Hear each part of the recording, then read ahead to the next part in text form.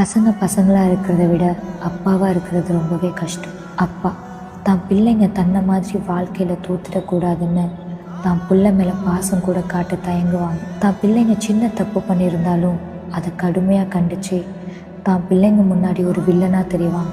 அப்பா தனக்கு எவ்வளோதான் கஷ்டம் இருந்தாலும் பிள்ளைங்களுக்கு தெரியக்கூடாதுன்னு ரொம்பவே கஷ்டப்படுவாங்க. ஏன்னா கெட்டவனா கூட அவங்களால வாழ முடியும், அவங்க பிள்ளைங்க முன்னாடி ஒரு தோத்தவனா கண்டிப்பாக முடியாது. இப்படி பிள்ளைங்க கூட இருக்கணும்னு எந்த ஒரு அவசியமும் இல்லை. ஆனால் சுற்றி இருக்கிறவங்க, சொந்தக்காரவங்க எல்லாரும் கொடுக்குற அந்த ஒரு பரிசு அசிங்கத்தை தாங்க முடியாமல் தேர்ந்தெடுக்கிற வழி தான் எல்லா அப்பாங்களோட நரக வழி. ஒரு வேளை உங்களுக்கு அப்பா கிட்ட ஏதாவது சொல்லணும், பேசணும், இல்லை செய்யணும்னு இருந்தால் மறக்காமல் கமெண்ட்டில் சொல்லுங்கள்.